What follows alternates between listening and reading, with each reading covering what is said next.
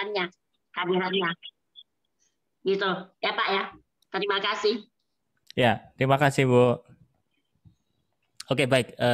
Nanti saya akan jawab ya Bu Yuni ya. Tadi yang Terima ini kasih. Bu Meta.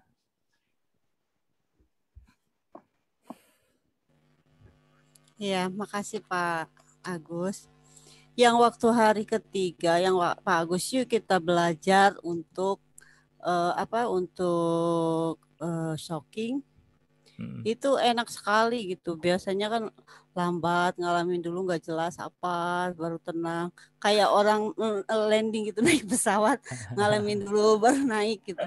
Kalau kemarin itu udah dicuci, terus dibagikan kebenaran itu enak.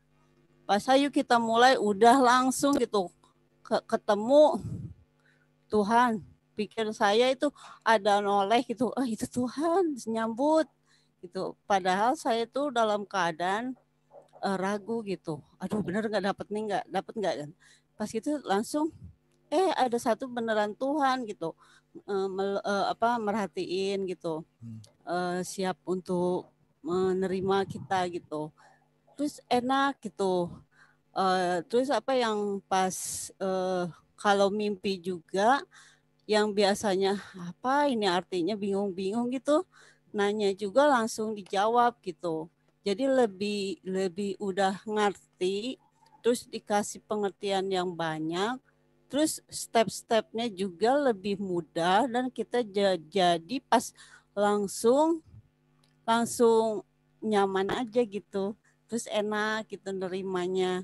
Terus waktu kita biasanya lah apalagi yang kalau Pak Dimas itu saya susah ngikutinnya karena musik, ngomong, musik lagi. Kalau Pak Agus, Pak Sem sama Pak Anton kan langsung gitu kita tenggelam ngikutin gitu, langsung bisa masuk lebih dalam, bisa jalan-jalan gitu.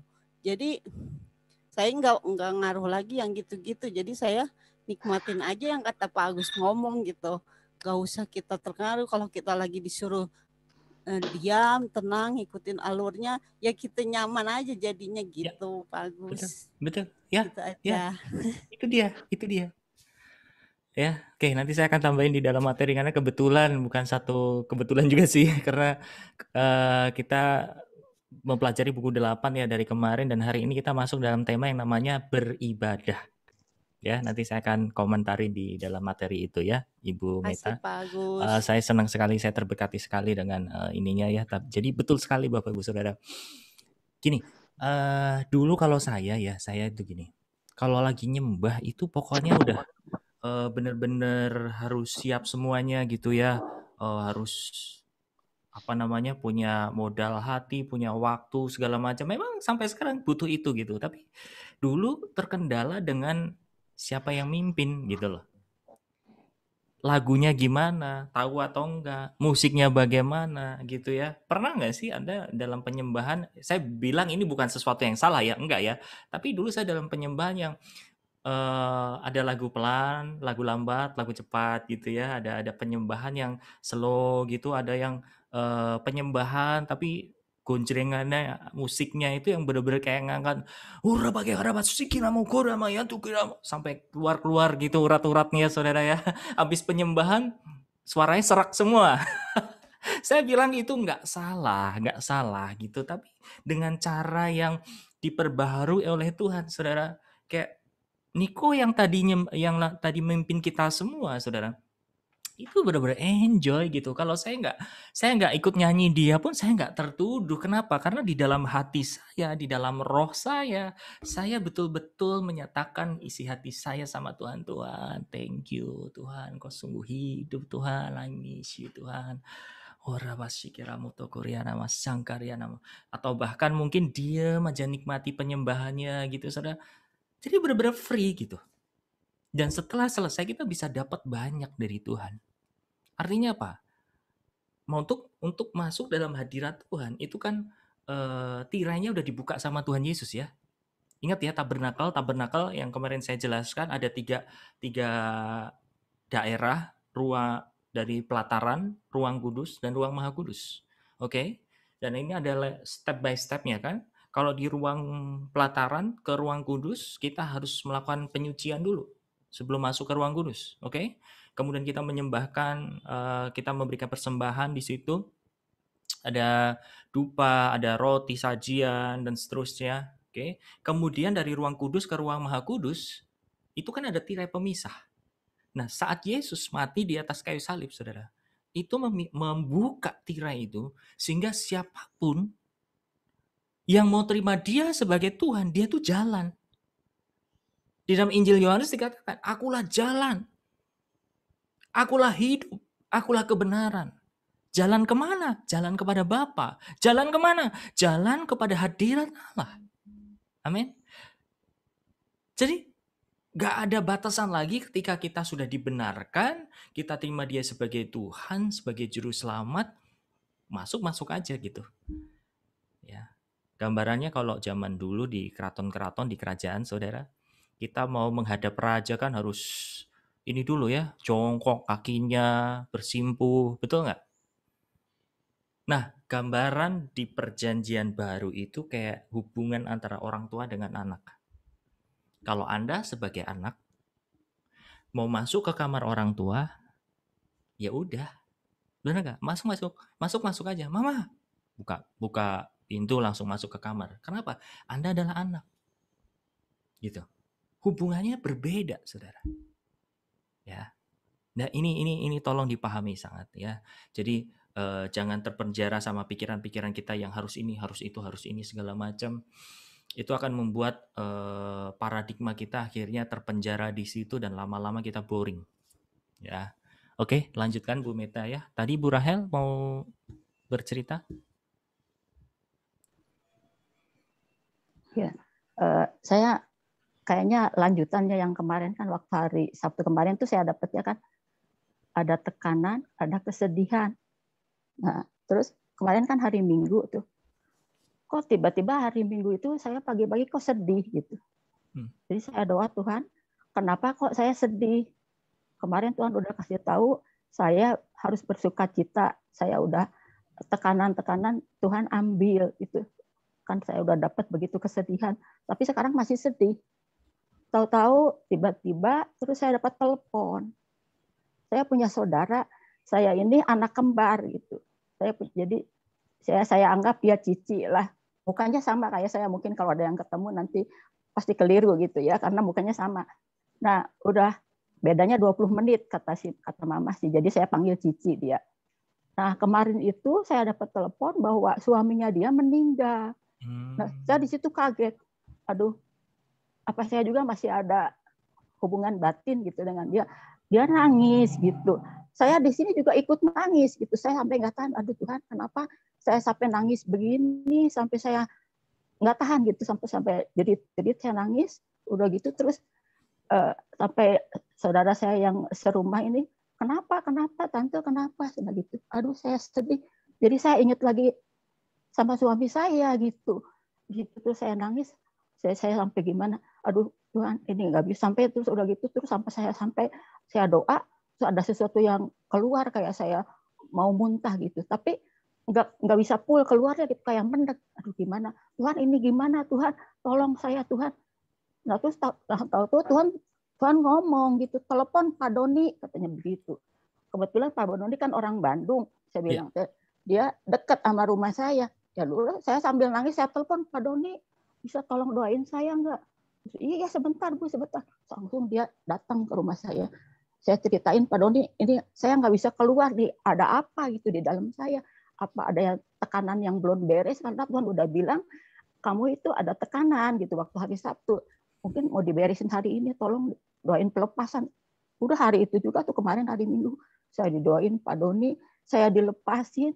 Itu mah benar-benar sampai saya tahan, jangan sampai saya ngejerit kan, saya nggak mau nanti jadi heboh tetangga apa mungkin dengar, saya tahan sampai saya giniin muka saya tutup, saya tahan, tapi akhirnya terus banyak yang keluar sampai saya muntah terus ditempingin sama Pak Doni, sekalian apa tekanan apa dia ngomong apa masalah apa dia tekanan apa, terus ikatan batin juga saya dengan saudara kembar saya langsung diputusin juga saat itu.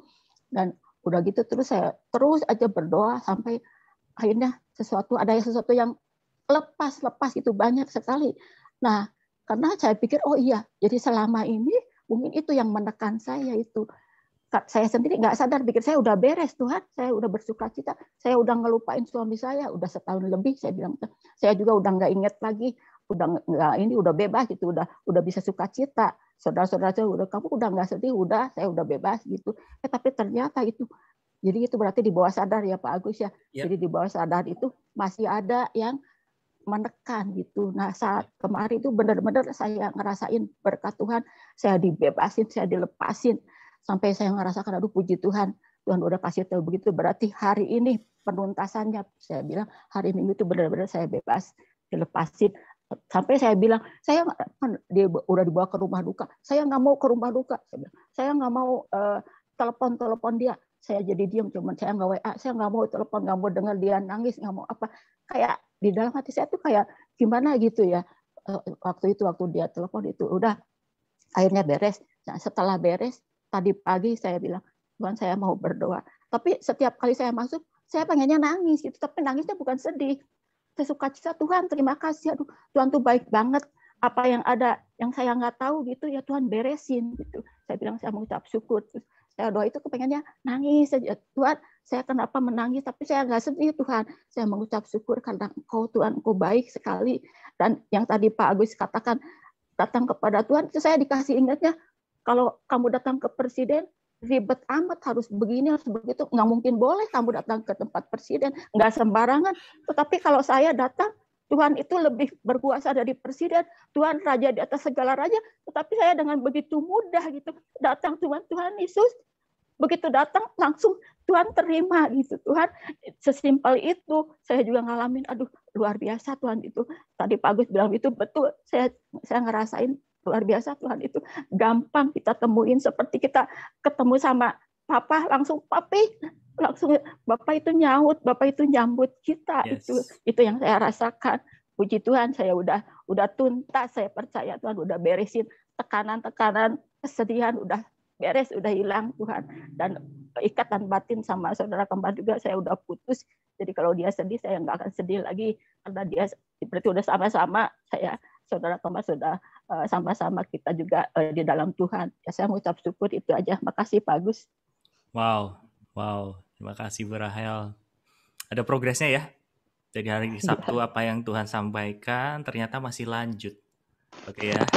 Dia masih lanjut dan Tuhan betul-betul lakukan itu di hari esoknya. Ya kan? Nah, inilah yang coba Bapak Ibu Saudara semua harus pegang. Caranya Tuhan tuh begitu, Saudara. Apa yang kita dapat, apa yang kita dengar, itu Tuhan realisasikan. Jadi cuma jangan hanya berhenti di, oh saya nangkep begini, saya percaya begini. Tapi nggak apa-apa gitu. Entah melalui siapapun, Tuhan bisa bergerak untuk menyelesaikan itu semua. Dan tadi saya mau ngomong dalam hal itu tadi. Bu Rahel merasa bahwa sudah melupakan, sudah kayaknya fine-fine aja gitu ya. Itulah buktinya. Bahwa manusia kita atau hati kita, saudara, itu punya kedalaman. Ingat ya, di awal-awal buku 8 ini saya membahas tentang soal masalah hati. Ya, bahwa kita, mungkin saya, hari ini, masih enggak ada sesuatu yang saya pendam di jauh lubuk hati saya terdalam. Saya tidak menolak itu. Bukan berarti juga saya punya iman negatif, berarti saya nggak percaya sama Tuhan Yesus. Saya percaya. Tapi karena sayanya gitu loh. Ya. Dan saya memberi diri supaya Roh Kudus terus buka gitu ya. Karena itulah proses kedewasaan, proses penyempurnaan yang Roh Kudus itu lakukan, Saudara. Jadi saya mau berpesan buat Bapak Ibu dan rekan-rekan semua yang ada di sini. Ikut Tuhan, kalau setiap harinya Anda mengalami pembaharuan, Anda mengalami sebuah proses. Waktu itu saya bilang ya, ikut Tuhan itu atau belajar mengenal dalam pengenalan akan Tuhan itu, saudara, Anda dan saya itu seperti kita hiking, naik gunung. Kayaknya deket, puncaknya di situ loh. Setelah kita naik, apa yang terjadi? Kok nggak nyampe-nyampe gitu kan?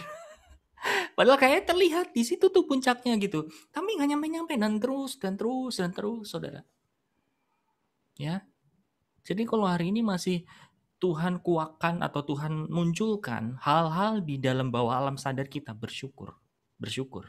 Supaya apa? Kita nggak menipu diri kita sendiri, saudara. Sering sekali kitanya itu menipu diri kita sendiri bahwa kita fine-fine aja, kita baik-baik saja, kita udah sempurna, kita udah dewasa, kita udah beres, kita udah nggak ada luka segala macam. Tapi nyatanya, saudara, ada hal-hal yang menyumbat gitu loh.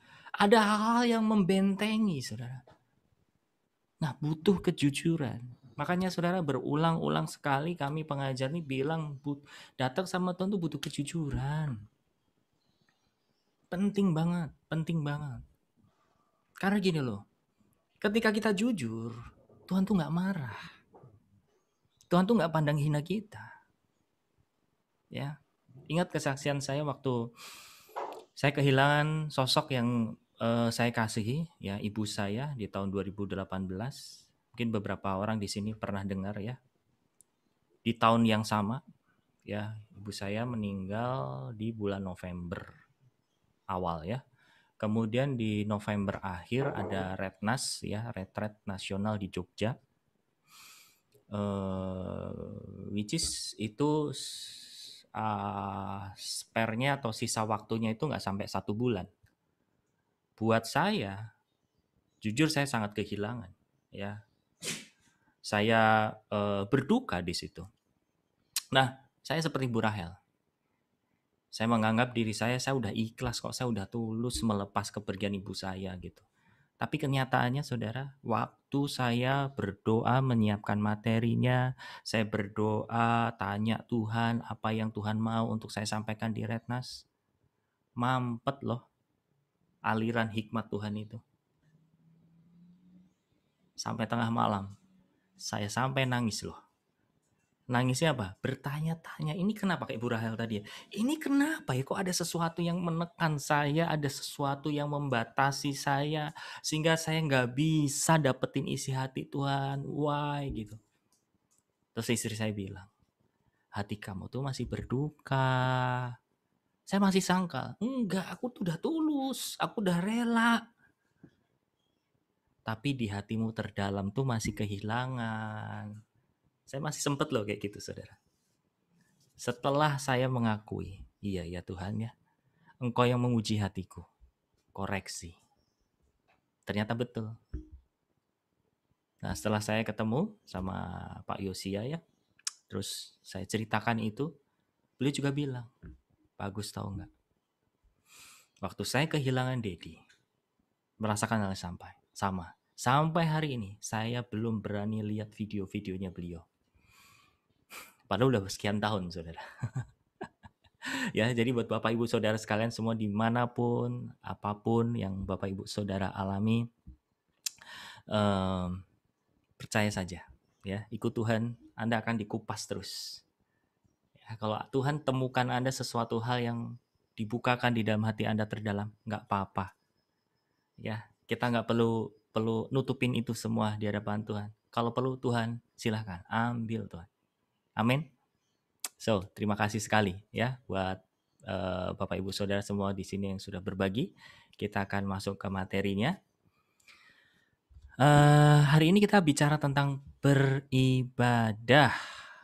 Nah, beribadah ini ada kaitannya dengan penyembahan. Beribadah ini ada kaitan dengan hubungan antara kita dengan Tuhan kita, saudara.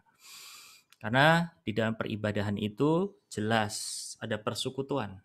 Ada yang disembah dan ada yang menyembah. Ya. Nah, sering sekali kita melihat atau memandang peribadahan itu adalah satu momen, ada aturannya, kemudian ada liturginya, harus worship dulu, harus nyembah dulu, harus penyembahan dulu, pujian dulu, ada ini dulu, ada itu dulu, dan seterusnya, saudara. Nah, kita hari ini akan belajar intisari daripada peribadahan itu sendiri. Tujuannya apa sih? Supaya pada saat kita masuk dalam peribadahan, Bapak, Ibu, Saudara, dan saya tidak hanya mengikuti acara demi acaranya itu, tetapi betul-betul ada esensi yang kita lakukan buat Tuhan, saudara. Ya, mari kita akan mulai dari pertama dulu di sini. Saya akan share screen buat Bapak Ibu Saudara yang mungkin belum punya bukunya. Oke ya. Beribadah. Dikatakan, arti kata sesungguhnya dari ibadah adalah melayani Allah. Atau di dalam bahasa Inggrisnya itu disebut sebagai to serve God. Ya. Dalam setiap bentuk ibadah harus ada sesuatu yang dipersembahkan kepada Dia.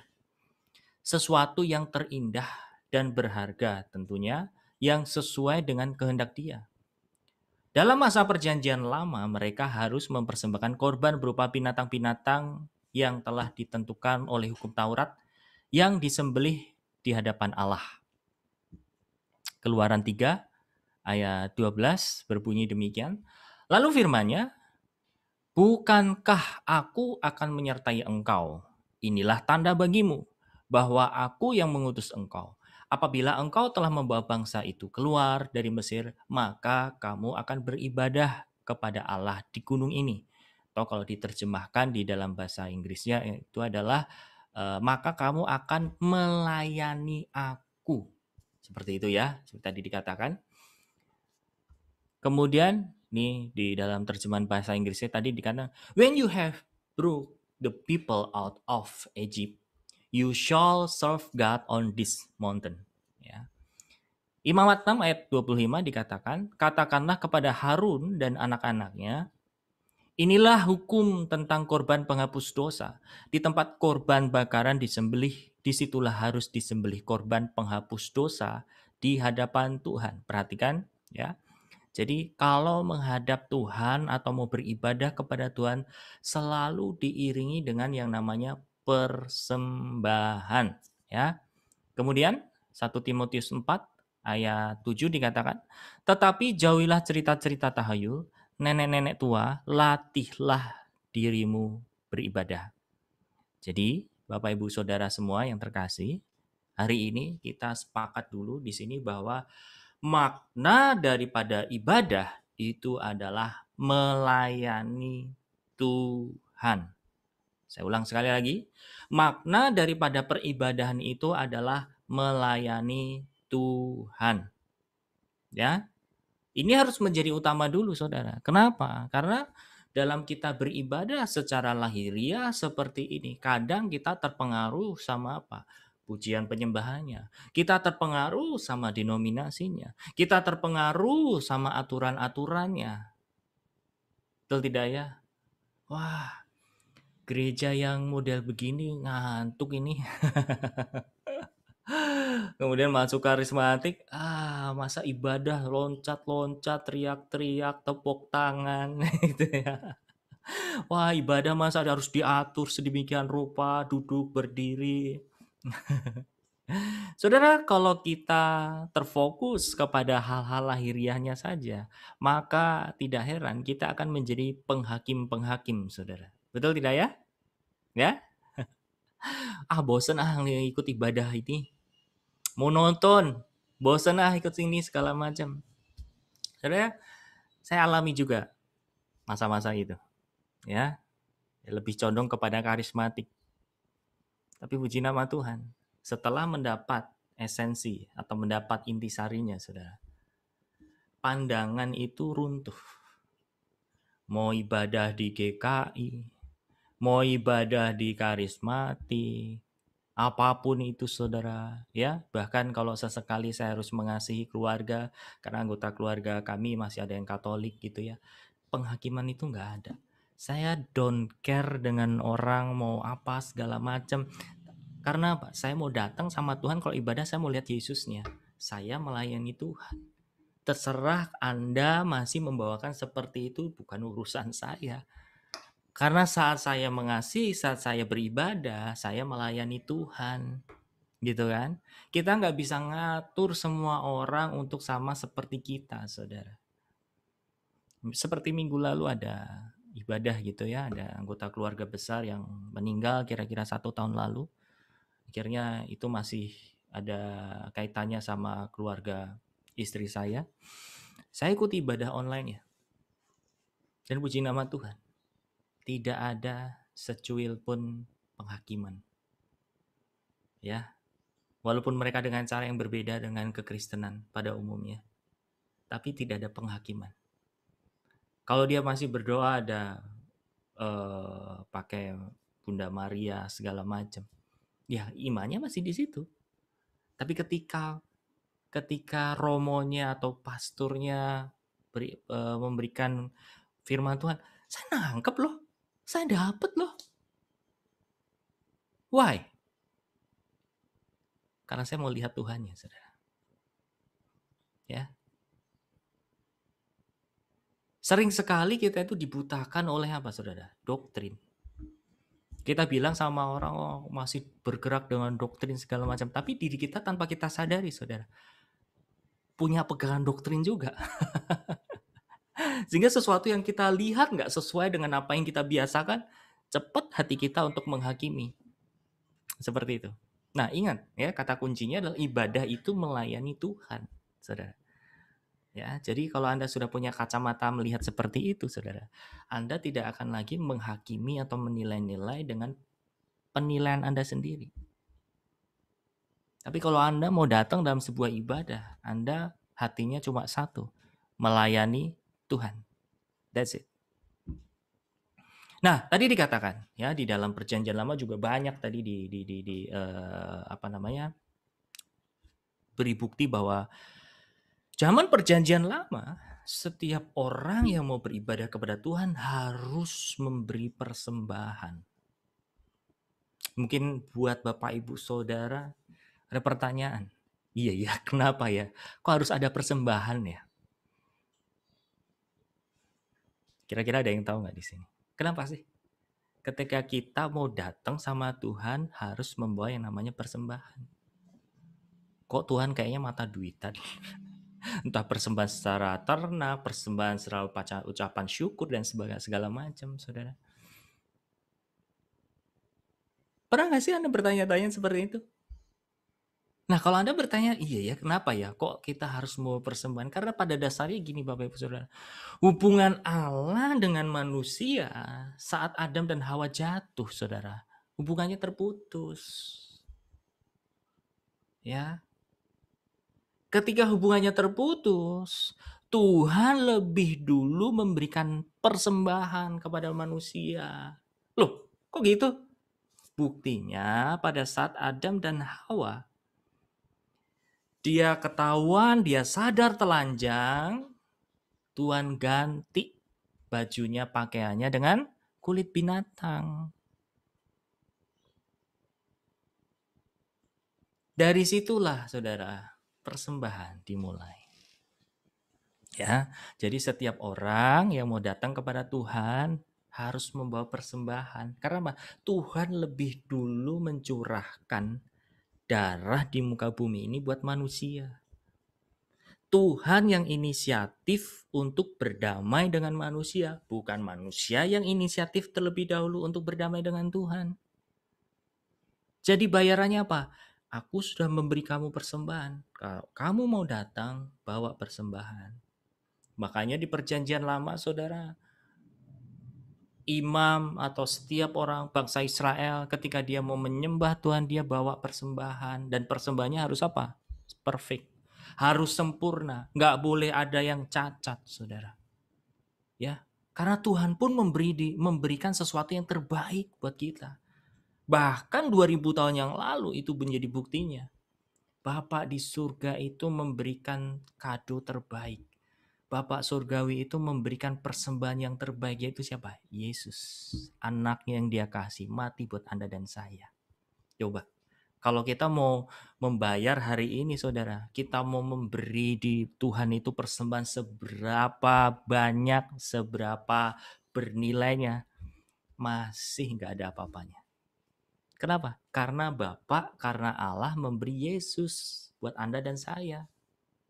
Nangkep ya sejauh ini ya, saudara ya. Jadi persembahan di hari ini di perjanjian baru ini bukan soal masalah nominal, bukan soal masalah lagu, bukan soal masalah suara Anda bagus, bukan soal masalah waktu sudah Anda berikan buat Tuhan. Tapi masalah apa, saudara? Seluruh hidup, masalah hati. Karena segala apa yang kita punya hari ini, apa yang kita miliki hari ini, kita berikan kepada Tuhan, saudara. Kepada Bapa kita di surga. Gak akan cukup mengganti apa yang Bapak sudah berikan buat Anda dan saya. Nah, poinnya di sini, saudara. Jadi sampai hari ini, saudara, kalau kita beribadah, bawalah sesuatu kepada Tuhan. Apa yang kita bawa? Hati kita. Tubuh kita, waktu kita, semuanya. Ya. Dan Tuhan juga bicara. Pak, kalau hati kita kecewa, hati kita lagi remuk gimana? Kalau kita lagi sedih kayak tadi Bu Rahel cerita, itu gimana? Di Mazmur ditulis. Orang yang remuk hatinya, itu sangat dekat dengan Tuhan. Ya. Dan Tuhan tidak memandang hidup kita. Jiwa yang hancur adalah persembahan buat Tuhan. Ya. Justru loh Bapak Ibu Saudara, Tuhan itu senang dengan persembahan kedagingan kita. Segala kelemahan kita, segala kekurangan kita. Dia demen. Karena apa? Justru yang lemah-lemah ini mau dibakar sama Tuhan. Ya. Makanya kita butuh jujur saat kita beribadah sama Tuhan itu, kita butuh jujur. Kalau hari ini tadi ya pada saat Niko memimpin pujian, Niko memimpin penyembahan, hati Anda lagi tawar, hati Anda lagi kayaknya nggak baik-baik saja. Nggak perlu kok dipaksain, saudara. Apa yang harus dilakukan kalau seperti itu? Datang. Walaupun yang lain itu udah angkat tangan, udah mewek-mewek, bombay, gitu ya, saudara.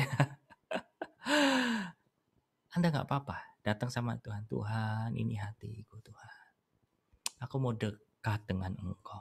Walaupun di sekeliling kita, saudara, di dekat dengan Anda itu sudah mulai rebah lah, mulai nangis-nangis lah. Don't care. Jangan peduli. Tapi pedulilah sama Tuhan, pedulilah sama hatimu. Tuhan, ini hatiku Tuhan, aku mau menyembah-Mu, tapi hatiku lagi gak baik-baik saja Tuhan. Hatiku tadi itu lagi gemes sama istri saya, tadi lagi gemes sama anak saya, tadi lagi gemes sama suami saya. Tuhan, Tuhan ampuni aku Tuhan. Kan firman Tuhan mengatakan, Yesus mengatakan, ya, kalau engkau mau datang melayaniku, tapi engkau belum berdamai, tinggalkan dulu pelayananmu. Berdamailah dulu. Ya. Oke. Lanjut, saudara. Ibadah yang sejati. Ya. Kita bertanya-tanya, sebetulnya ibadah yang sejati, ibadah yang benar tuh kayak apa sih? Sampai hari ini, saudara, cara kita nggak bisa bilang bahwa kita yang terbaik, kita yang sempurna. Karena sejatinya, ibadah itu adalah seperti ayat ini. Ya, kita baca dulu. Ibadah sejati yang dikehendaki Dia adalah persembahan yang hidup, bukan yang disembelih lagi. Sejak Tuhan Yesus menggenapi korban tersembelih itu di kayu salib. Yang harus kita persembahkan adalah persembahan hidup, yakni hidup kita bagi kepentingan Dia di muka bumi. Ya, Roma 12 ayat 1 jelas, kita semua udah tahu ayat ini, saudara. Karena itu, saudara-saudara, demi kemurahan Allah, aku menasihatkan kamu supaya kamu mempersembahkan tubuhmu sebagai persembahan yang hidup, yang kudus, dan yang berkenan kepada Allah. Itu adalah ibadahmu yang sejati. Ya. Yakobus 1 ayat 27 dikatakan, ibadah yang murni dan yang tak bercacat di hadapan Allah Bapa kita ialah mengunjungi yatim piatu dan janda-janda dalam kesusahan mereka dan menjaga supaya dirinya tidak dicemarkan oleh dunia. Oke, saya akan bahas di sini, saudara. Ya, dikatakan ibadah yang sejati itu apa? Persembahan tubuh. Kenapa Tuhan nggak perlu lagi domba yang disembelih? Nggak perlu lagi sapi yang disembelih. Karena Yesus sudah ganti semua, saudara, di atas kayu salib. Amin. Sejak saat Yesus mati di kayu salib, dia butuh persembahan yang sesuatu yang hidup. Anda dan saya hidup nggak, saudara? Hidup. Dia butuh kita. Kenapa? Kalau dulu persembahan itu buat menjalin hubungan dengan Tuhan. Seperti tadi di awal saya jelaskan. Anggap ya. Zaman perjanjian lama sebelum Yesus mati di atas kayu salib, persembahan itu diadakan. Persembahan itu diberikan buat Tuhan karena apa? Menebus hubungan yang rusak. Sehingga melalui persembahan itu Tuhan mendengar doa-doa orang-orang di perjanjian lama. Nah, ketika Yesus mati di atas kayu salib, saudara, hubungan itu kan udah diberesi. Amin. Hubungan itu udah terikat kembali, terhubung kembali. Jadi kalau kita datang sama Tuhan itu bukan untuk apa ya? Kalau kita memberikan persembahan kepada Tuhan itu bukan untuk memperbaiki hubungan. Jadi kalau kita nggak pergi ke gereja di hari Minggu, kita nggak bisa datang ibadah, nggak perlu nitip persembahan. Ngaku, siapa yang dulu pernah kayak gitu? Saya cuma saya ya. Jadi saudara, saya itu dulu sering, zaman masih kerja ya, kerja sekuler ya. Kalau saya nggak bisa ibadah, kamu mau ibadah, nitip ya nanti persembahan. Saudara, saya kalau inget itu tuh ngakak itu, malu sekali. Kenapa? Tuhan tuh nggak butuh duit kita, enggak. Emang dikira kalau saya nitip persembahan duit gitu ya di gereja walaupun saya nggak datang, Tuhan lihat? Enggak. Lah, itu mah buat Tuhan, recehan mah masih gede. Betul nggak ya? Persembahannya dititip berapa sih? 100.000, 200.000, atau bahkan 50.000. Buat surga, buat Tuhan. Ya, nggak ada nilainya, saudara. Kok berani-beraninya gitu loh. Dulu saya nggak datang ke gereja nitipnya persembahan duit. Supaya Tuhan nerima. Nah, ini yang salah, saudara. Jadi ingat ya, kalau kita memberikan persembahan kepada Tuhan bukan untuk memperbaiki hubungan, tapi lebih kepada apa? Respon hati kita. Karena kita sudah mempersembahkan seluruh hidup kita. Dia sudah mati buat kita. Allah sudah inisiatif memulihkan kita, saudara. Sekarang bagian kita apa? Ya. Jadi kalaupun hari ini kita memberikan mungkin secara materi, saudara. Kita meluangkan waktu kita buat melayani Tuhan, saudara. Itu karena apa? Itu karena respon hati Anda mempersembahkan seluruh hidup Anda, seluruh waktu Anda kepada Tuhan, gitu loh. Walaupun dalam apa? Dalam jangkauan mungkin berapa jam Anda melayani Tuhan, atau seberapa banyak Anda nabur buat pekerjaan Tuhan, atau mengembalikan persepuluhan, itu hanya sekian persen dari seluruh apa yang Anda sudah berikan kepada Tuhan. Dan intisari daripada persembahan kepada Tuhan secara materi termasuk persepuluhan, saudara, itu sebenarnya cuma mendidik buat menguji kita. Mana? Katanya kamu mempersembahkan semua milikmu. Katanya apa yang kamu punya itu milikku. Ya, yang sudah mendengar buku 1 ya. Tapi saya nggak belajar tentang hal itu hari ini. Jadi kembali lagi, saudara. Bicara soal masalah ibadah yang sejati adalah ya kerelaan kita memberi. Ya, harus didasari dari itu dulu. Kalau Anda melayani entah itu di gereja, di komunitas, di ministry manapun juga, saudara. Jangan pandang ya hamba Tuhannya, organisasinya, denominasinya, dan seterusnya, saudara. Tapi pandanglah Tuhan. Itulah kunci yang membuat saya pribadi sampai detik ini, sampai hari ini, terus mau jaga hati buat melayani Tuhan. Dan setiap pelayanan, bukan otaknya itu ke cari hormat, otaknya itu cari cuan. Tahu ya? Enggak. Karena Itu yang memerdekakan. Ibadah sejati adalah melayani Tuhan. Titik. Nggak pakai koma. Kalau ada sesuatu di luar itu, saudara, Tuhan akhirnya melihat hati Anda, terus hidup Anda diberkati segala macam. Itu adalah kasih karunia, bukan upah. Tuhan bilang, kalau orang bekerja, dia mendapat imbalan, itu karena upah. Kita melayani Tuhan bukan untuk upah, tapi karena kita mau ibadah. Amin. Tapi kalau Anda akhirnya dapat berkat, itu adalah anugerah.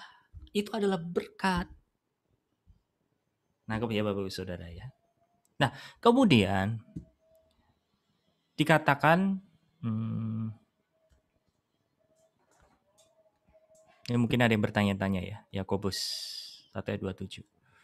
Ibadah yang murni dan yang tak bercacat di hadapan Allah ialah apa? Mengunjungi yatim piatu dan janda-janda dalam kesusahan mereka. Apa sih maksudnya? Apakah secara lahiriah kita harus ikuti seperti itu? Ya kalau memang Anda tergerak, sok silahkan. Tapi ini juga bukan menjadi satu aturan, ya. Makna dari Yakobus itu gini loh, saudara. Perhatikan baik-baik nih ya. Saya sekali lagi baca di sini. Perhatikan. Ibadah yang murni dan yang tak bercacat di hadapan Allah, Bapa kita adalah mengunjungi yatim piatu dan janda-janda dalam kesusahan mereka. Kenapa kok yang dikatakan piatu, yatim piatu? Kenapa yang dikatakan itu janda-janda, saudara? Karena dua hal ini, dua golongan ini, di eranya dulu, saudara, itu orang-orang yang butuh ditopang. Mungkin sampai hari ini. Gambaran yatim piatu itu adalah gambaran yang nggak punya sumber, ya. Kemudian gambaran janda itulah gambar yang nggak punya tudung, yang benar-benar perlu ditopang, saudara. Jadi kalau kita mau melayani mereka di dalam kesusahan mereka, apa yang Anda mau andalkan coba? Seperti kayak zaman sekarang Anda mungkin kaitkan dengan orang-orang yang melayani di panti asuhan, melayani di panti jompo, ya, atau bahkan melayani anak-anak muda, anak-anak remaja. Itu mirip. Atau Anda melayani orang-orang yang berkebutuhan gitu ya, berkekurangan. Anda nggak ngarepin apa-apa dari mereka. Betul nggak?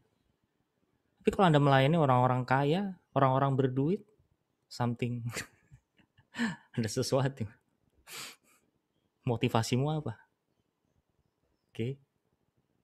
Tapi kalau kita melayani orang-orang yang benar-benar, ya, emang orang susah gitu ya, itulah melayani Tuhan. Karena saat kita melayani orang-orang yang berkebutuhan, saudara, hati Anda itu hanya lurus. Anda mau melayani Tuhan. Hati Anda nggak bisa belok-belok. Coba, sorry ya, mohon maaf kalau saya salah ngomong gitu. Tapi saya mau kasih gambaran gini, saudara. Kalau Anda melayani panti asuhan, orang-orang yang memang notabene butuh disupport, terus Anda disuruh untuk melayani mereka. Apa yang Anda harapkan coba? Secara materi? Gak ada. Gak ada. Berharap supaya mereka nanti ngasih persembahan. Boro-boro. Ngasih persembahannya aja, mau buat makan aja susah, masih ditopang. Bener enggak? Sama kalau Bapak Ibu Saudara suruh melayani jiwa-jiwa yang mungkin orang yang berkekurangan gitu ya. Anda mau apa yang Anda harapkan? Ya. Dari orang tersebut. Gak ada. Kalau Anda melayani pelayanan youth, sama. Mereka masih bergantung sama orang tuanya. Apa yang Anda harapkan? Gak ada. Amin. Karena kata kuncinya apa? Melayani Tuhan. So, pertanyakan, saudara. Pertanyakan. Ketika Anda memutuskan Anda melayani, apa motivasi Anda?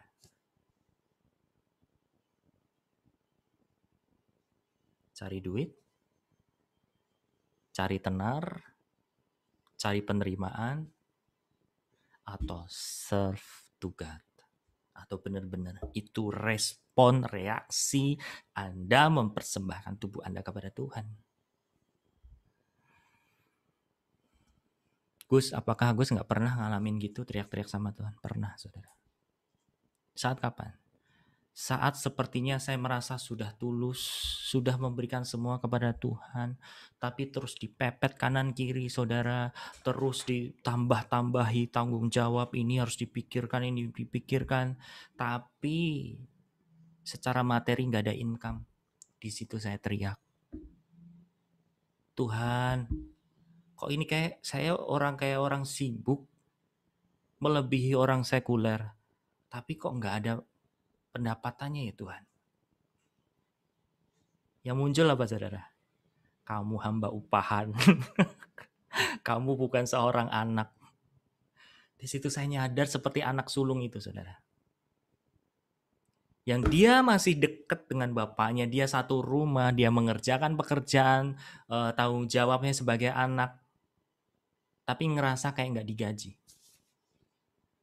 Dari situ saya bertobat saudara. Padahal saya ngomong, saya tulus. Tuhan saya udah tulus, saya udah berikan semuanya. Berarti kalau saya masih nunjukin saya masih tulus, saya masih protes, ya saya nggak tulus berarti, betul nggak ya? Masih belum tulus 100%. Itu kenyataannya. Amin Bapak Ibu Saudara. Jadi kalau Anda mau melayani, motivasinya harus benar. Melayani Tuhan. Bukan melayani gereja. Bukan melayani mimbar. Bukan melayani apapun saudara. Ya, supaya apa? Hati kita tuh benar-benar nyangkut. Sehingga hidup Bapak Ibu betul-betul jadi Kristoferos. Apa itu Kristoferos? Pembawa Kristus. Karena nggak ada motivasinya. Amin. Next. Perebutan penyembahan. Nah ini yang terjadi saudara. Lucifer ingin meninggikan kedudukannya dan menyamai yang maha tinggi dengan maksud agar seluruh ciptaan Allah ini tunduk dan menyembah dia. Ketika ia ada di bumi, ia merampas otoritas Adam sebagai Allahnya bumi. Tuhan Yesus diutus Allah Bapanya untuk turun merendahkan diri menjadi sama dengan manusia manusia ciptaannya untuk mengembalikan seluruh bumi ke dalam kerajaan Allah. Lucifer hendak mencobai Tuhan Yesus juga agar ia mau menyembahnya. Dari semula iblis menginginkan penyembahan seluruh makhluk bagi dirinya. Jadi saudara, yang terjadi di muka bumi ini atau di alam supranatural atau di alam roh, terjadi perebutan penyembahan, yaitu Allah dengan iblis. Kalau kita nggak nyembah Allah dari hati, berarti siapa yang kita sembah saudara? Si jahat. Atau bahkan melalui diri kita pengen disenangkan, kita memang haus pujian dan segala macam. Tapi kan kita mirip iblis tuh. Haus akan pujian, haus akan penyembahan. Ya. Jadi hatinya harus mesti benar-benar nih mulai sekarang saudara. Sama seperti kalau hari ini Anda mau ikut kelas ini, Anda mau ikut persekutuan dimanapun juga saudara. Apa motivasi Anda? Pak, tapi saya tulus Pak, saya mau belajar, saya mau melayani Tuhan. Betul. Tapi di bawah alam sadar Anda, apa yang Anda mau cari? Gitu loh. Ya.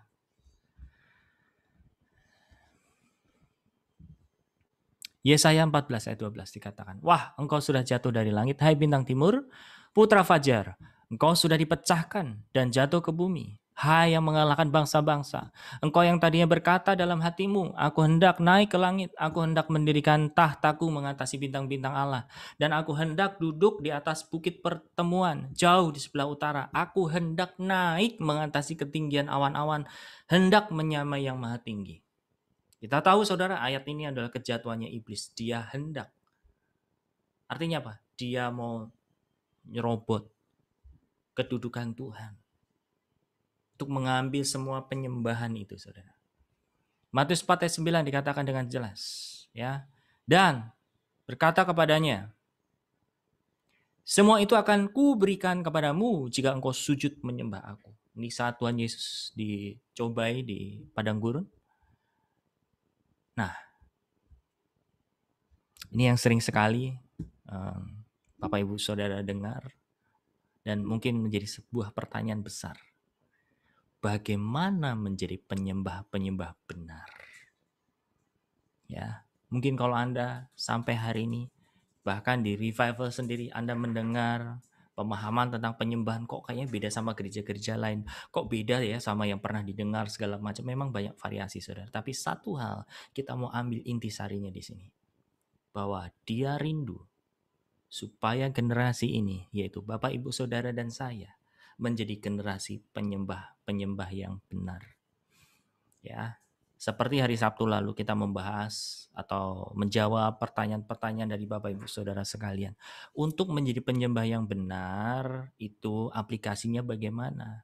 Sering sekali kita lupa, Saudara, bahwa status kita, hidup kita, ya, di dalam kehidupan sehari-hari itu, yang namanya status penyembah itu nggak lepas.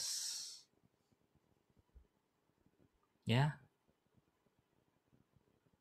kalau Anda misalkan hari ini menjadi seorang penyanyi, maka banyak hal yang Anda lakukan itu pasti akan pengaruh atau banyak berkaitan dengan hal-hal yang olah vokal.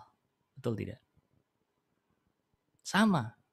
Kalau hari ini kita statusnya adalah penyembah Allah, penyembah yang benar, Saudara. Dalam setiap apa yang kita lakukan, itu adalah bentuk penyembahan kita kepada Tuhan. Karena apa? Anda sudah menyadari kata ibadah tadi. To serve God. Melayani Tuhan. Makanya firman di dalam Kolose 3 kan jelas ya. Kalau engkau melakukan segala sesuatu, lakukanlah semua itu untuk Tuhan. Karena apa, Saudara? Itu adalah bentuk penyembahan. Itu adalah bentuk peribadahan. Tapi kalau Bapak Ibu Saudara sampai hari ini belum mendarat dengan baik tentang hal ini, kok dikatakan seperti itu ya? Dalam melakukan segala sesuatu itu adalah penyembahan. Kalau Anda belum mendarat hari ini, nggak apa-apa. Tapi someday, saya tahu, saya percaya, Anda akan mengerti.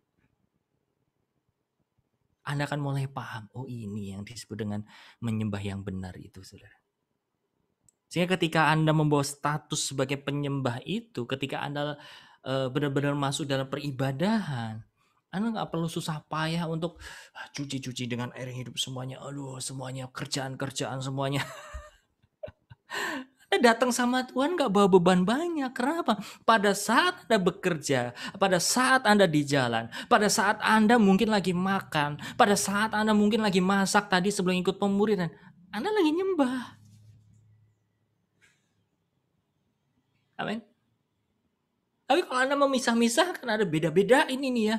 Aduh, Tuhan, hidup di muka bumi ini melelahkan ya. Coba kalau saya nggak kerja Tuhan. Coba kalau saya cuma kayak Pak Agus itu full timer. Coba kalau misalnya saya itu udah nggak ngapa-ngapain, pasti enak ya.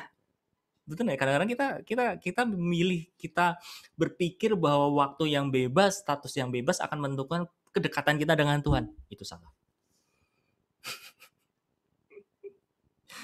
Kenapa, Saudara? Belum tentu. Kalau Anda hari ini dibebaskan dari pekerjaan Anda, terus Anda tiba-tiba benar-benar dekat sama Tuhan, belum tentu. Anda kan masih bergulat dengan hati Anda gitu loh. Belum tentu nanti waktunya Anda benar-benar kasih ke Tuhan, Saudara. Hal yang sama saya selalu ngomong sama istri saya. Saya kemarin cerita ya bahwa goal kami suami istri ini untuk apa? Full timer semuanya. Saya ngomong sama istri saya gini loh. Kalau kamu sudah keluar, pengen keluar, hati kamu siap nggak? Bukan cuman keluar dari kerja sekuler, terus nggak kerja, ongkang-ongkang kaki gitu ya, nggak bisa. Kamu melepaskan itu, hati kamu harus full. Siap belum? Nangkap, Saudara? Jadi mulai sekarang paradigmanya dirubah. Pak, enak kali ya kalau saya itu nggak kerja di sekuler lagi gitu ya. Saya dulu berpikir juga seperti itu loh saudara. Rasanya kayaknya wah merdeka bebas. Padahal nggak sekecil itu pemahamannya saudara. Bahwa apa yang Anda lakukan hari ini, kalau Anda lakukan buat Tuhan, Anda jujur dalam pekerjaan, ya, respon hati Anda benar terhadap pekerjaan Anda jujur walaupun di tengah himpitan segala macam. Itu adalah penyembahan.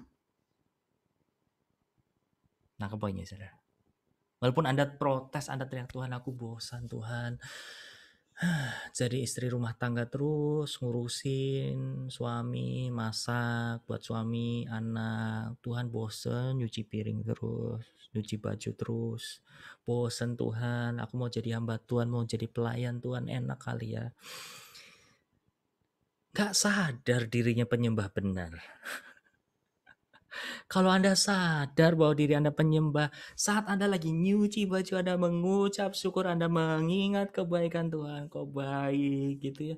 Anda sedang nyembah, Anda sedang melayani Tuhan, Anda sedang beribadah.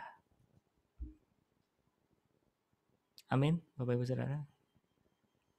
Dengan reaksi yang benar, ya, tindakan yang benar, itu adalah bentuk ibadah kepada Tuhan. Karena yang Anda lihat bukan masalahnya. Karena yang Anda lihat bukan manusianya. Karena yang Anda lihat bukan tekanannya. Tapi hati Anda hanya memandang untuk Tuhan.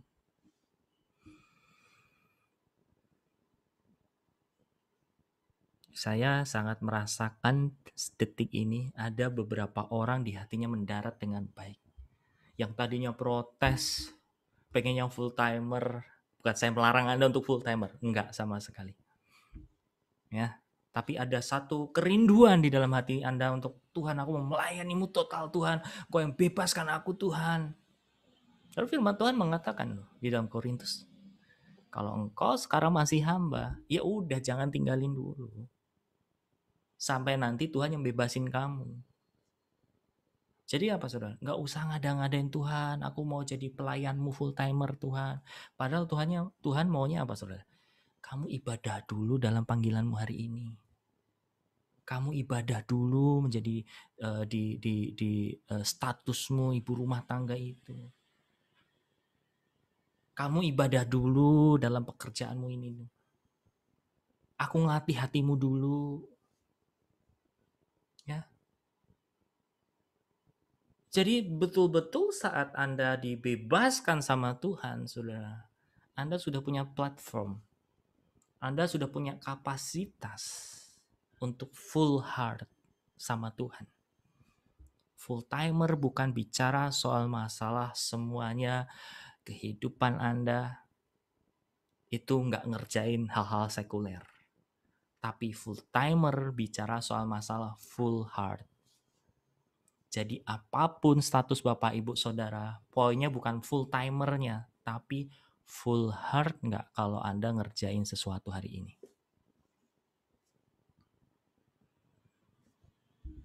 Coba direnungkan. Ya. Supaya apa saudara? Tuhan sendiri yang membentuk kita mau jadi seperti apa. Bukan mau kita. Ya. Lama-lama Bapak Ibu Saudara kok hati kita nggak jaga sebagai seorang full timer pun bahaya. Bahayanya apa? Motivasinya bisa belok. Ya. Motivasinya jadi sibuk untuk hal-hal yang kita mau, apa yang kita sukai. Motivasinya jadi belok untuk apa? Cari cuan. Ya, motivasinya belok untuk apa? Cari kedudukan, cari hormat, cari tempat, cari mimbar dan seterusnya. Amin. So, bersyukurlah kondisi apapun hari ini Bapak Ibu Saudara. Anda bisa rubah itu semua untuk menjadi penyembahan kepada Tuhan, ya. Kita baca keterangannya. Yohanes 4 ayat 23, jelas ini ayat yang mungkin sangat familiar ya. Dan terlebih lagi mungkin Saudara Samuel yang sering baca ayat ini ya, Bro. Tetapi saatnya akan datang dan sudah tiba sekarang bahwa penyembah-penyembah benar akan menyembah Bapa dalam roh dan kebenaran. Apa sih menyembah Bapa dalam roh? Menyembah di dalam inner hidup kita, saudara. Dan menyembah dalam kebenaran itu apa? Menyembah yang sesuai sama firman dan menyembah dengan sebenar-benarnya keadaan kita hari ini. Ya. Sebab Bapa menghadapi penyembah-penyembah demikian. Allah itu roh dan barang siapa menyembah dia harus menyembah dalam roh dan kebenaran. 1 Korintus 14 ayat 15 dikatakan, jadi apakah yang harus kubuat? Aku akan berdoa dengan rohku, tetapi aku akan berdoa juga dengan akal budiku. Aku akan menyanyi dan memuji dengan rohku, tetapi aku akan menyanyi dan memuji juga dengan akal budiku. Ya, jadi saudara, penyembahan dalam roh, menyembah roh dan kebenaran itu bukan berdoa, menyanyi dengan bahasa roh atau bahasa lidah saja, tidak. Ya, menyembah dalam roh itu adalah menyembah di dalam, seperti tadi saya bilang, saudara. Kalau saat Anda lagi soaking, Anda sedang mengikuti penyembahan, hati Anda kemana? Pikiran Anda kemana? Kalau pikiran Anda melayang-layang, berarti Anda nggak menyembah dengan roh. Menyembah dengan roh itu benar-benar bisa menyatukan pikiran, perasaan, apa yang kita rasakan selaras dengan isi hatinya Tuhan. Atau Anda terfokus kepada cintanya sama Tuhan, saudara. Oh, tapi kenyataannya kalau masih pikiran bercabang-cabang gimana? Harus dilatih. Kan tadi dikatakan, ya. Maka latihlah ibadahmu. Caranya gimana? Coba aja kalau Anda tutup mata. Pertama kali yang muncul itu apa, saudara? Pertama pikir. Yuk, saya ajak Anda praktek hari ini. Sekarang juga ya. Saya akan, ini tiba-tiba spontan aja. Saya akan putarkan satu instrumen, oke? Dan jujur, Anda jujur sama diri Anda sendiri. Nggak usah diomongin di forum, nggak perlu. Nah, saya carikan lagunya. Oke.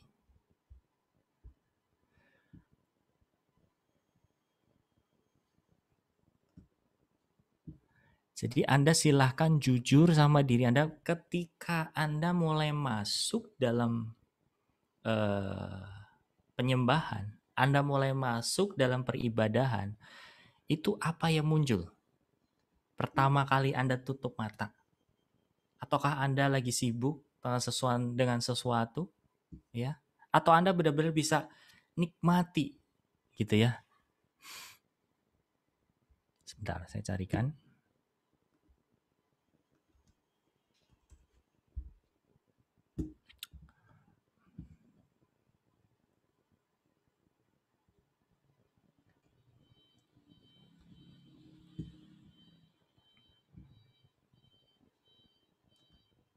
Oke, sambil saya siapkan lagunya, mungkin Bapak Ibu boleh ada yang bertanya dalam konteks ini. Ada yang masih mengalami, pikirannya masih bercabang, segala macam, sok. Kalau ada mungkin boleh buka mic-nya.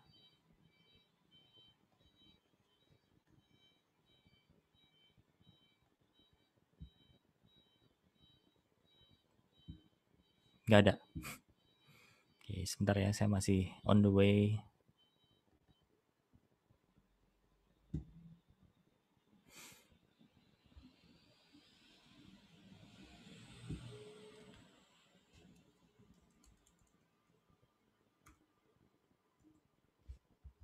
Oke, saya udah ketemu.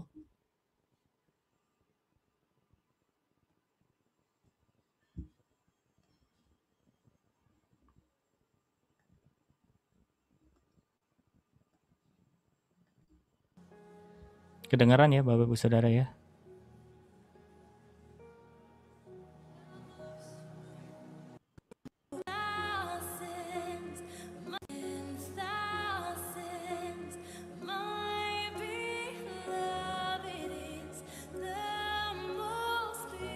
Saya kasih waktu 2 menit.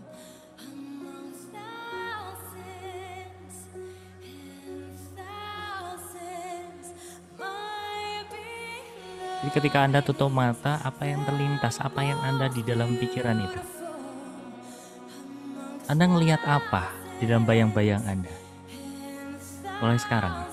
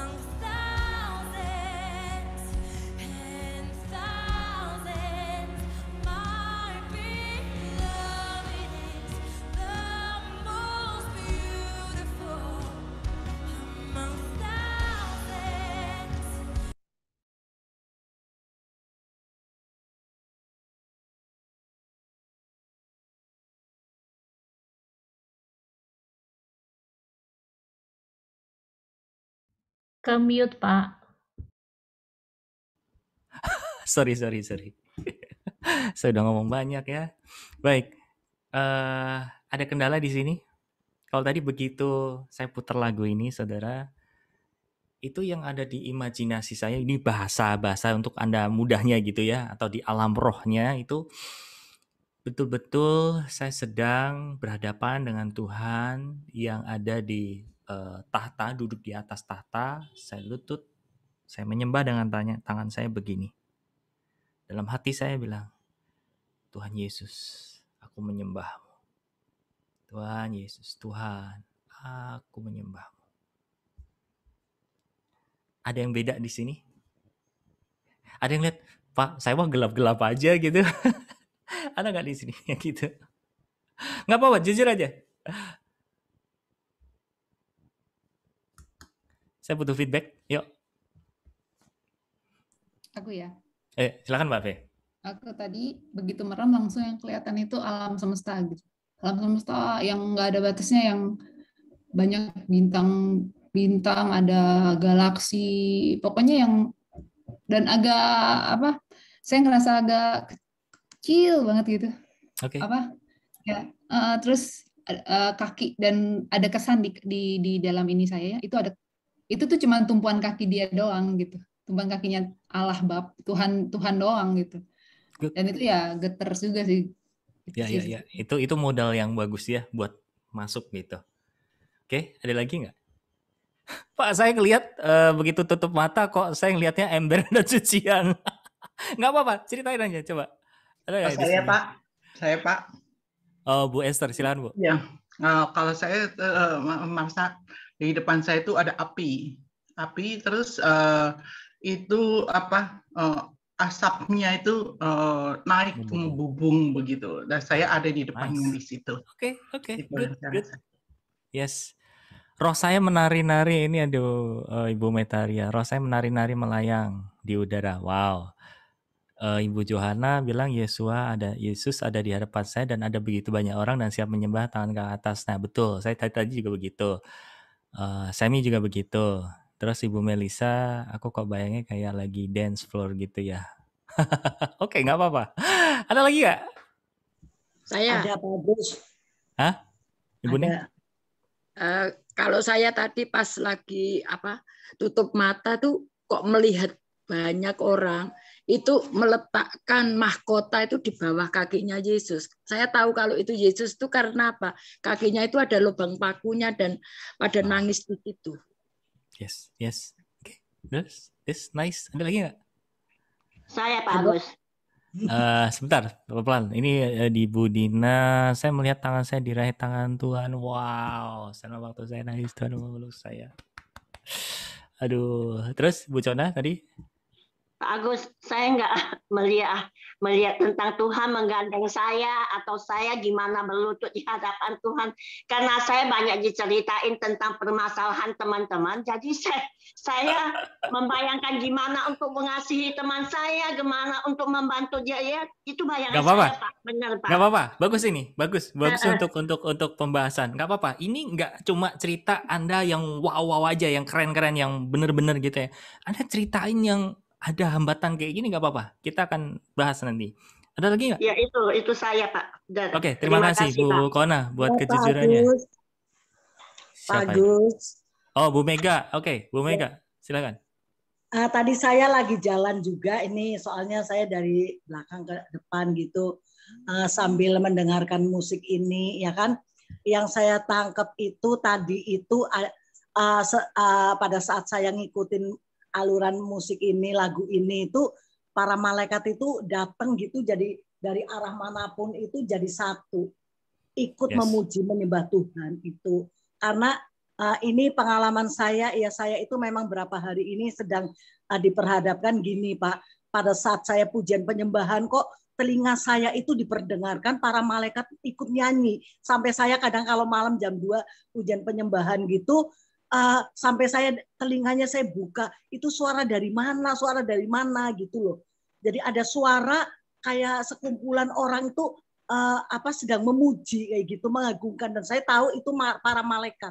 Dan pada saat saya mungkin harusnya jam segini saya pujian penyembahan, kalau belum gitu saya diingetin itu suara itu datang lagi gitu. Jadi saya bersyukur pada saat saya memuji menyembah Tuhan, para malaikat mengingatkan saya dengan lagu-lagu itu di telinga saya. Sampai ini dari mana suara orang jauh, dari nggak ada yang nyetel musik atau apa gitu ya. Dan waktu saya belum memulai pujian penyembahan sudah ada suara itu. Jadi itu saya bersyukur diingatkan terus. Jadi Roh Kudus itu, malaikat tuh diingatkan, ayo memuji, aku akan memuji Tuhan kayak gitu. Jadi saya kayak dibawa. Nah itu justru sekarang tuh saatnya kita itu seperti firman Tuhan ya, pada akhir zaman itu akan datang pemuji dan penyembah dalam roh dan kebenaran. Ini saatnya Pak. Jadi kita jangan kalah, malaikat aja sudah memuji itu, ya kan? Jadi kita ikuti saluran malaikat itu. Mungkin itu aja Bu. Ya, terima kasih Bu Mega. Ada lagi nggak, Bu Esther? Iya Pak. Ya kalau saya bukan penglihatan Pak, tapi saya lebih banyak tubuh saya itu digoncang-goncang begitu ya. Lalu pada saat musik mulai, lalu tangan saya mengambil ballpoint langsung menulis gitu ya. Menulisnya jujur, kasih besar, lalu manggut-manggut terus begitu ya. Jadi lebih banyak ke tubuh gitu ya, ke fisik saya.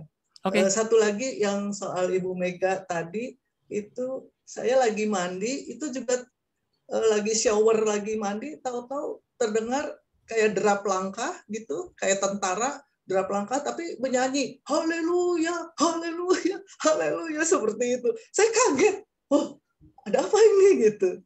Saya pikir ada suami saya lagi setel musik, ternyata nggak ada, suami saya nggak di kamar gitu. Jadi suara apa itu, sama seperti Ibu Mega tadi. Terima kasih. Haleluya, haleluya. Ada temannya. Baik. Terus ini ada lagi Bu Enda, Pak saya saat menunduk waktu tutup mata ada melihat semua orang sibuk dan berbagai pekerjaan, termasuk serta orang yang ada seperti sibuk berjualan seperti pasar, dan ada suara yang katakan aku selalu ada di dalam pekerjaan. Wow. Apa ini terbawa karena ada bahas tentang penyembahan yang benar mengenai pekerjaan. Iya, saya percaya itu Tuhan, betul sekali. Ya, jadi setiap kita mengerjakan segala sesuatu tuh kita bisa nikmati, ngalamin Tuhan tuh bisa gitu loh. Ya. Nah, ada lagi nggak? Satu lagi. Sudah semuanya? Ya, Bu Yuni? boleh ya. Pak. Jadi waktu kita menyembah itu, saya menyembah, hati saya kayak ditarik gitu, nggak ada terkonek, nggak ada yang memisahkan gitu Pak. Perasaannya gitu aja, cuman bilang iya, engkau baik gitu aja. Iya. Nah, overall kalau mendengar cerita dari rekan-rekan Bapak Ibu di sini, itulah awal mula menyembah dalam roh. Anda memfokuskan sama Tuhan. Musik penyembahan yang Anda dengar itu sebagai transportasi aja. Ya. Tapi jangan tergantung juga di situ. Tanpa itu pun bisa nggak? Bisa. Bisa. Pernah ya waktu itu kami mau pelayanan di satu retret, di satu komunitas. Saya ada semi ikut ya waktu itu kalau nggak salah ya. Yang B1 di Puncak ya. Ada Niko, ada Pak Dimas. Siapa lagi? Saya lupa tuh dia. Tadinya mereka itu habis latihan gitu ya. Habis latihan nggak ada orang, udah kami sama-sama soaking. Saya sambil tiduran gitu ya. Karena apa? Itu orang-orang yang memang ada di sekitar saya dan mereka udah tahu, udah kenal gitu ya. Jadi mau dengan posisi kayak apapun nggak ada penghakiman di situ. Tahu nggak saudara? Nikmat banget, masuk banget dalam hadirat Tuhan. Dan ketika kami buka mata, tahu nggak? Ternyata ada 2 orang atau 3 orang di belakang kita ya Sam ya. Ada yang ngikutin loh. Kita nggak tahu, kita nggak nyadar, kita nggak ngeh. Ternyata ada jemaat yang mungkin dengar kita lagi penyembahan gitu kan. Orang itu datang dan selesainya, Pak, saya nikmati loh Pak. Hah? Padahal kita nggak ngajak nyembah, saudara. Nggak ngajak. Jadi nangkep ya, punya gambaran sekarang Bapak Ibu Saudara ya. Oh ternyata gitu toh, menyembah dalam roh itu adalah memfokuskan hati kita, pikiran kita kepada satu pribadi. Walaupun Anda ngelihatnya macam-macam itu tadi, ya, tapi itu modal awal dulu. Nah ketika Anda masuk terus dan terus, nikmati terus, ikutin aja. Seperti tadi saya bilang, walaupun mungkin Anda nggak mau ngikutin liriknya gitu ya, nikmatin aja. Tadi yang lihat nyembah di hadapan Tuhan, terus aja. Sambil mungkin tangannya juga ngangkat tangan. Terserah. Tapi bukan cuma ngeliat-ngeliat. Sampai di titik Bapak Ibu mulai hari ini, dapetin hatinya Tuhan. Tuhan, apa yang kau mau? Aku pengen denger hatimu. Nah ini tambahannya, saudara. Kenapa? Karena kalau cuma sebuah vision atau apa yang dilihat itu akan menjadi sebuah sensasional. Wah enak ya, nyembah bisa ngeliat-ngeliat gitu. Ngeliat-ngeliat tok tapi nggak dapet hatinya Tuhan ya. Sayang banget gitu kan. Udah dapet tempatnya, udah ketemu sama Tuhan, terus habis ketemu udah dicuekin. Kalau hari-hari gini ya, kalau Anda ketemu sama favoritnya siapa, misalkan, oh tiba-tiba Anda makan, terus ada Pak Jokowi gitu kan, biasanya apa? Pak boleh nggak Pak foto? Minimal kan itu. Sama kalau kita mau udah ketemu sama Tuhan, jangan ditinggalin, jangan cuma ngeliat, wah Tuhan tuh keren ya, Tuhan tuh luar biasa ya. Udah, ini sayang banget. Kalau sudah ada Tuhan di situ, masuk lebih dalam lagi. Ini nanti ya, saya bicara agak panjang saudara ya. Kalau kita mau lebih dalam lagi, kita sebenarnya bisa direbahin. Direbahkan dalam roh, kita nggak sadar, Anda masuk di situ, Anda ketemu Tuhan, dah, Anda ngalamin itu. Tapi itu nanti ya, itu nanti karena masih banyak hal yang kita harus perlu bahas soal masalah hati, ya, luka, segala macam. Nah, terus gimana kalau misalkan seperti tadi Bu Kona alami? Jangan tertuduh Bu ya, tapi paling nggak gini, kita harus justru mengindikasi. Saya kasih contoh ya. Mimpi saya sampai detik ini itu saya jadikan indikator. Indikator apa Gus? Indikator kesibukan saya itu ngapain satu hari itu. Mulai kalau saya ngelihat hal yang nggak benar, hal yang gelap, atau bahkan nggak mimpi, karena biasanya saya tuh tiap hari pasti mimpi, saudara. Itu bisa jadi indikator saya untuk saya ngecek kondisi alam roh saya seperti apa, kondisi hati saya seperti apa. Pernah nggak saya mimpi pelayanan? Sering. Artinya apa? Saya memfokuskan hidup saya penuh dengan pelayanan-pelayanan. Sehingga itu kebawa. Yang dialami Bu Kona tadi, kok saya banyak mikirin ya jiwa-jiwa untuk berbuat, untuk membantu orang-orang ini. Karena hatinya Bu Kona arahnya lagi ke situ. Nangkep ya Bu Kona ya? Kalau Anda hari ini sedang kepikiran sama sesuatu gitu ya, karena Anda sedang memfokuskan sesuatu ke situ. Ya, paham. Ya, Anda sedang kepikiran, Aduh, aku belum masak nih. Kok saya nggak dapet ya? Saya melayang-layang ya. Karena Anda fokus ke situ. Ya. Nah, ini yang perlu dilatih.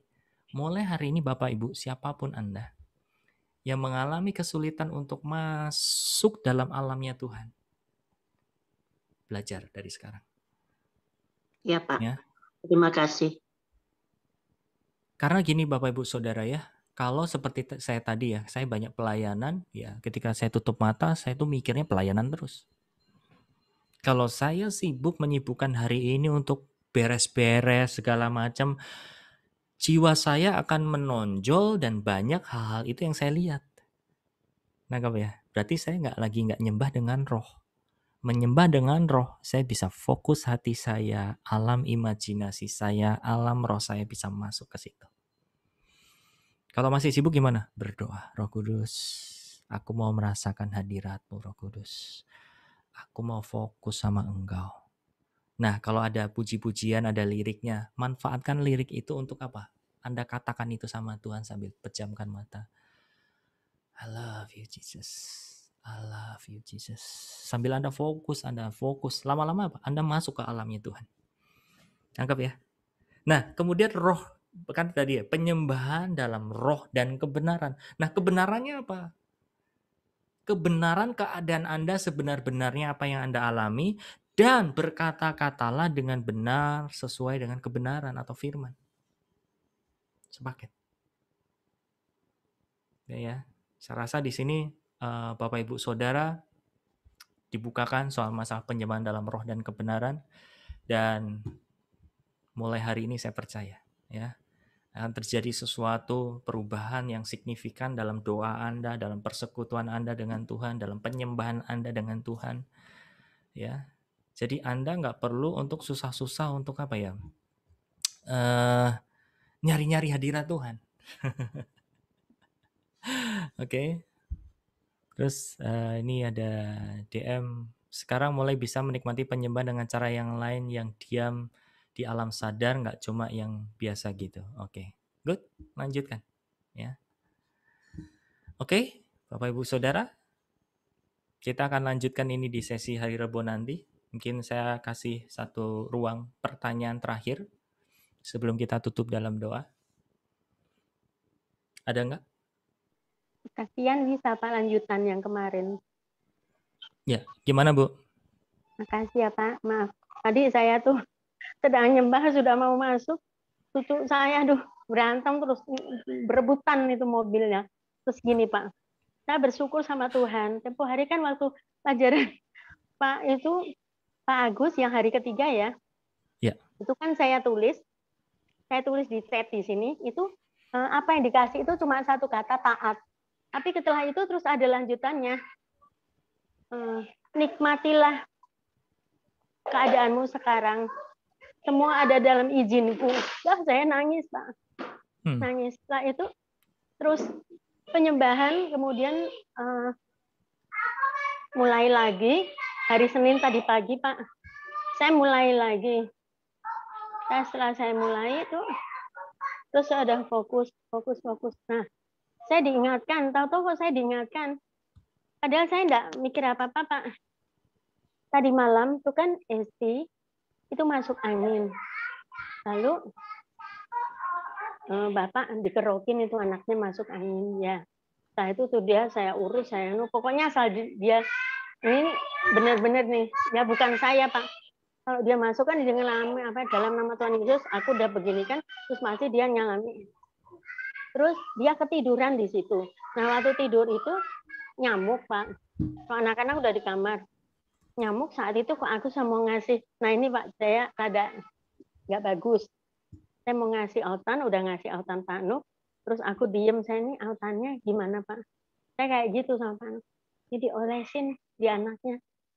Saya kok rasanya karena saya rasa tuh kemarin tuh benar-benar aku teraniaya terus, batinku segalanya udah dianiaya dia.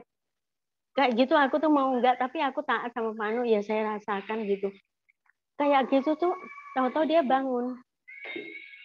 Dia ngerasakan, dia kaget juga, tapi dia tenang gitu, Pak. Nah, saya rasakan, oh Tuhan, Engkau tuh baik banget. Jadi, terus sikapnya itu udah beda, Pak. Saya kan selama ini sudah dengkul saya enggak enak Pak, tapi sudah enak. Kalau tidur ya, ini ada lanjutannya soalnya sentetan. Itu kalau saya ngelompati Panuk karena kan ruangannya mepet. Karena kan di rumah ini kan kecil ya Pak. Saya bersyukur untuk itu. Saya bilang kalau dengkul saya untuk nekuk ngelewatin Panuk terus tidak sakit, tidak enak. Saya tidak mau mempersulit diri. Jadi sudah lama saya tidur di bawah pakai itu Pak, pakai apa? Nah, karton itu yang apa dos besar itu saya sobek, terus saya buat tempat tidur itu. Dia liatin saya aja. Rasanya mulai iba, mulai hatinya disentuh sama Tuhan. Ibu mau nggak tak beliin kasur yang kecil?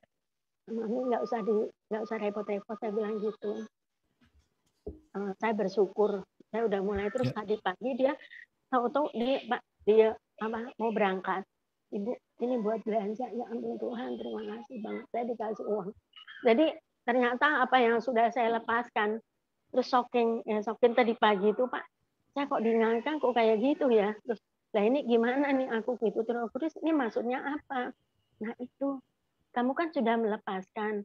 Nah waktu saya mau melepaskan itu saya mau masuk menyembah itu Pak, tahu-tahu saya diingatkan lagi ini kan sendalnya sih yang besar itu ada di mobil, yang kecil ada. Wah, kok pikiran saya begini.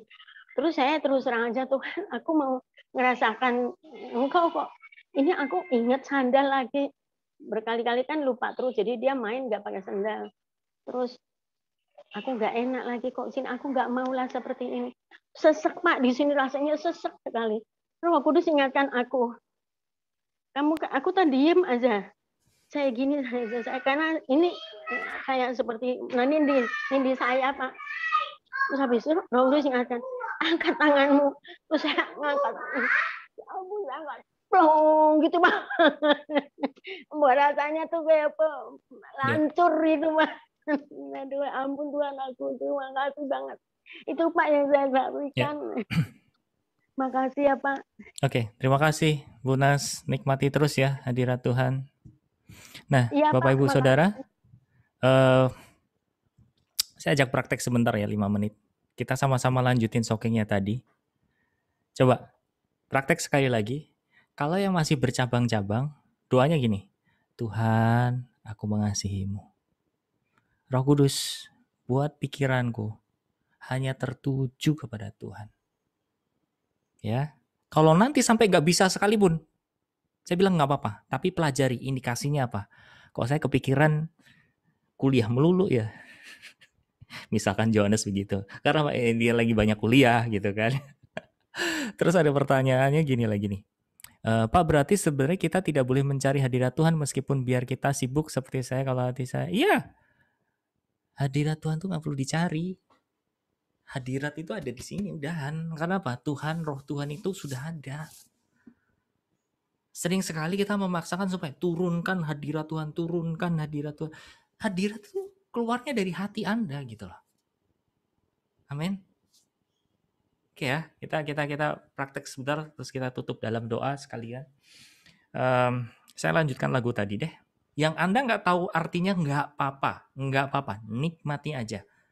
Karena kalau saya milih-milih lagu nanti butuh waktu agak lama Bapak Ibu Saudara.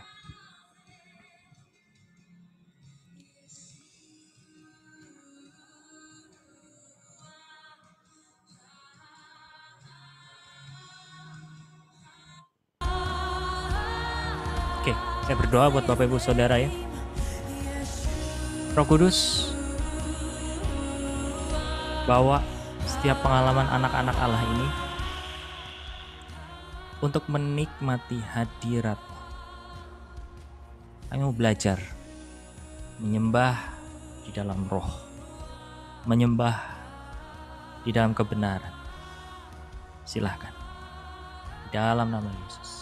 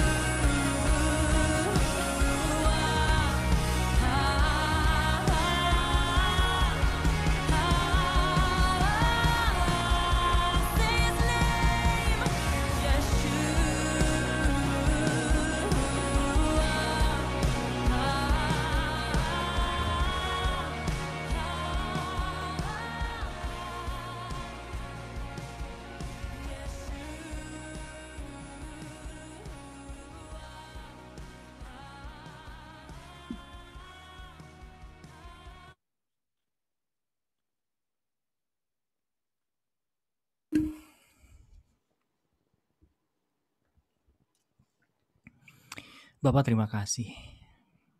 Kau memberi kami kesempatan untuk beribadah, untuk melayani Engkau. Bapak, bawalah setiap pribadi-pribadi ini mulai sekarang untuk menjadi penyembah di dalam roh dan kebenaran. Mereka tidak lagi sibuk untuk memikirkan hal-hal lahiriah pada saat dia berhadapan muka dengan Engkau.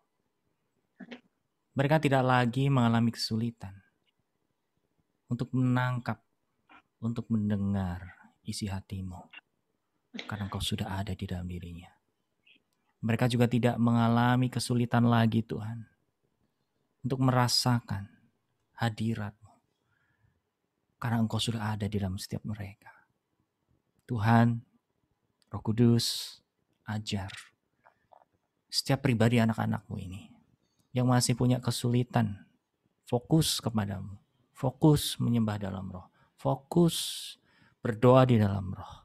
Ajari Roh Kudus, fokuskan hati mereka, fokuskan hati, perasaan mereka hanya tertuju kepada Engkau.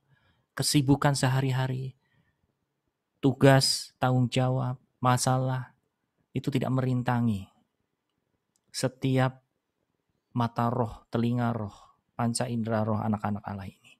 Mulai sekarang, di dalam nama Tuhan Yesus. Dan terus tahirkan hati kami, terus murnikan hati kami. Untuk memiliki hati yang tulus, untuk memiliki hati yang betul-betul murni di hadapan-Mu. Dan kami percaya, apapun yang sedang kami perbuat, kami bisa merasakan hadirat-Mu. Kami tetap bisa menikmati kasih-Mu yang turun. Di saat-saat padang gurun terjadi, kami tidak merasa kepanasan. Karena dalam roh kami merasakan sukacita. Kami merasakan tetesan kasih-Mu di dalam setiap batin kami, dalam setiap jiwa kami.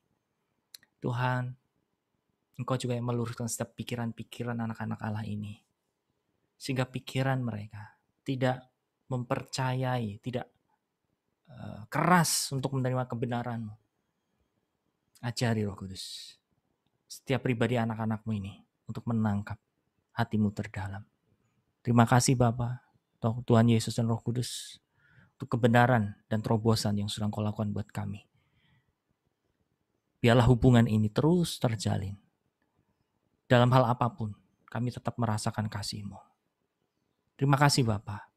Di dalam nama Yesus, bila berkat dan kasih karunia Allah turun atas setiap kami. Dan persekutuan dengan Elohim, kami boleh terima sepanjang masa. Di dalam nama Yesus, kami sudah berdoa dan mengucap syukur. Haleluya. Amin. Wow, tadi saya sempat buka video, ada beberapa orang yang udah nggak sadar. Nggak apa-apa, enjoy. Saya juga ya. Tapi buat Bapak Ibu Saudara yang mesti terganggu pikirannya, nggak apa-apa juga. Karena itu perlu dilatih, ya. Karena peribadahan itu perlu dilatih, ya berarti kalau memang belum bisa masuk ke sana, latihan terus, ya. Oke, Bapak Ibu, silahkan nanti apa yang mengalami sesuatu yang mungkin itu sesuatu yang baru, Anda boleh share, Anda boleh kesaksian di grup ya. Tapi ingat ya, ini sebatas kesaksian hari ini. Tadi waktu Anda nyembah Tuhan, apa yang dialami, Tuhan ngomong apa, so silahkan berbagi. Oke, baik kita foto sebentar sebelum kita terpisah. Terima kasih ya Pak. Saya hitung sampai 3, silahkan buka kameranya. 1, 2, dan 3, layar pertama. Oke, layar kedua. 1, 2, dan 3. Sebentar, pada yang masih dibuka. Layar yang terakhir. 1, 2, dan 3. Oke, semuanya. God bless ya. Terus bertumbuh dalam Tuhan. Bye. Terima kasih. Thank you Pak Gus. Terima kasih.